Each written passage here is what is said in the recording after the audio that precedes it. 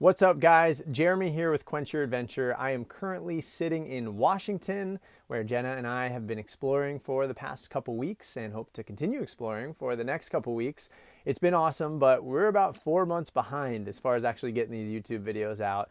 And part of the reason for that is we do both work full time.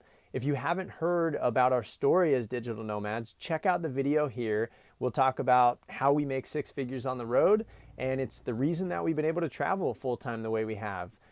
If you are watching this, please support the channel though. Hit that subscribe button, like the video, leave a comment if you have one. Those things really help us, and who knows, maybe if we get huge, this YouTube channel could be our full-time and we could produce a whole lot more travel content. So anyway, let's get into it. Last year we gave you guys a tour of the RV, but I had a comment recently. They're curious more about the specs of the RV, a little more in detail to what I gave in that video. Certain things were shared, certain were not. But anyway, I want to make this a bit more concise with those specs, and a thank you to Campos Vasquez for the comment.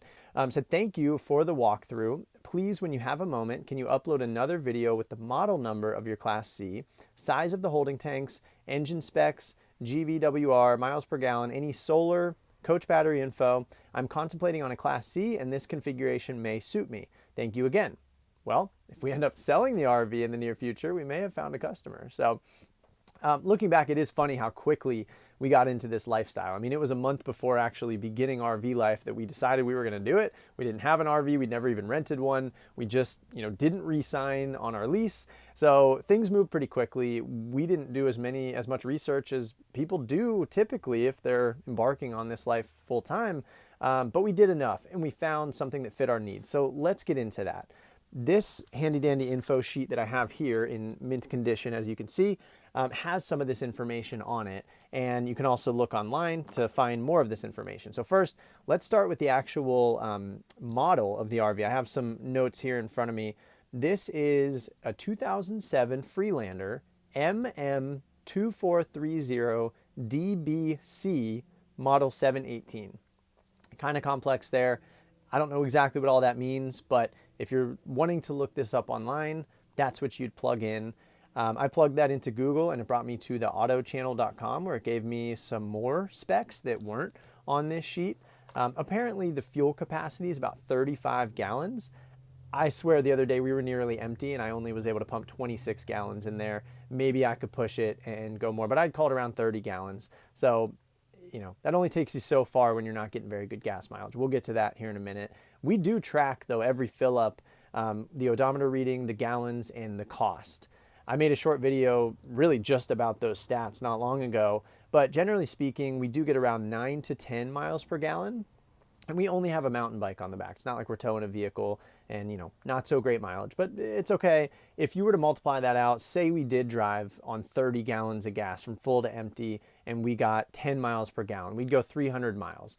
Not an excellent range, and we've never pushed it that far. We've maybe gone 250 or something. But anyway, gives you an idea. It's completely enough. We've driven through very remote areas where there are not gas stations for, miles, but at max, that's probably going to be, 60 to 100 miles, and no big deal. We try to stay on top of it. So anyway, as far as mileage, we started around 40,000 miles when we bought this. It was pretty low mileage for a 2007. We just broke 60,000 miles, and it's been about a year. And in that year, we've spent around $6,000 in gas. The last few months has not been as good as the first few months. But anyway, moving on to other tank capacities, the LP gas, aka propane tank, fits about 9 gallons.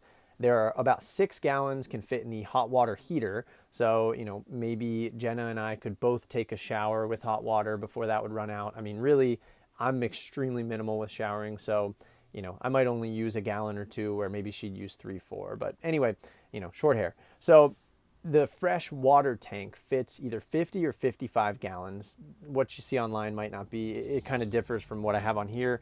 I'm going with 55 gallons, which is a lot. We could potentially go a week without needing water, just depending on how much we use. And then the black water tank and the gray tank both hold about 28 gallons. Now you're probably never going to let the black tank get full like that. The gray tank, you might. Thankfully, that's a little easier to get rid of. But so that's that. Engine specs. Okay, this is a GM Vortec 6000. It is a 6-liter V8 engine. So solid. And it's been great aside from the whole transmission debacle that happened not too long ago, but I think we're fixed up and hopefully we'll be running for a long time. Okay, GVWR, that's gross vehicle weight rating. Basically, it means the maximum total weight of the vehicle. So that GVWR is 12,300 pounds. Now, there's the UVW, or unloaded vehicle weight. In this case, it's about 9,600 pounds. So that's how much this would weigh pretty much completely unloaded out of the factory. So that brings us to, we have a GVWR, we have a UVW. We find the net between that. So the net carrying capacity is what we can bring, essentially. So that's around 2,700 pounds. That could be passengers, the fresh water we have in the tanks, the food we have, any gear, ski stuff, whatever. We have around 2,000 to 3,000 pounds that we can carry with us. And then the last important spec within this category is the GCWR, or gross combination weight rating, which is used to factor in a tow vehicle. So the number here is around 16,000 pounds, which means we could potentially tow a vehicle weighing up to maybe 4,000 pounds, depending on those other factors, things that we're carrying with us. So that's that. We have an Onan Microquiet 4000 generator. It's not that quiet. And just a few months into RV life, we decided to upgrade to solar, thanks to a good friend of mine. So we added 400 watts of solar. So that's 4 separate 100 watt panels that sit up on the roof there. And then that charges 4 100 amp hour AGM batteries. So that's essentially, you could call it a 400 amp hour battery. Technically, the usable life of that is half, because with these AGM batteries, you're not really supposed to drain them heavily. But anyway, that's the setup. So 400 watts and 400 amp hours with the AGM battery. So that's enough to power all the lights, the electronics, microwave, air fryer. We've baked potatoes in the microwave, and it has been enough. The sunny days help, and maybe up here in this area of Washington, we might not have as many of those, but should be plenty with the wattage we have up there. And at some point, maybe the refrigerator would break. Right now, we primarily run that off propane.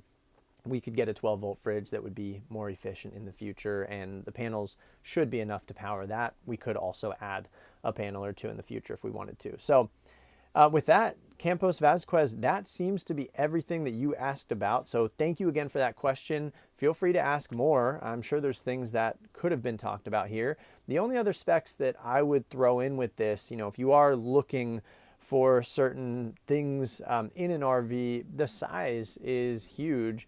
And this was a pretty important factor for us. We really didn't want anything smaller than, say, 23 feet, something like that, based on just the vehicles we had seen in the past. And we definitely didn't want anything more than like 28 feet or something, because we want to remain as minimal as possible. This is a 25-foot, 9-inch Class C. We do have a bike rack on the back, adds a few feet. We're still less than 30 feet, and it's all we drive. We don't tow a vehicle. So that's it. We can get most places that we need to. Sure, there's been limitations. But anyway, I wanted to mention that, as well as the height being around a little over 11 feet, maybe with the Wii Boost up there, we're pushing a little beyond 12 feet potentially. And then an interior width of 8 feet, which feels very large. Not great in a parking spot, but nice to live in. So that's it for this one. Thank you guys for watching. Please like the video, subscribe to support the channel. Really, really would appreciate that. We're hopeful to hit 5,000 subscribers by the end of the year. And let us know if there's other videos and things that you're curious about that we might be able to put out there for you. So thank you, and we'll see you next week. Peace.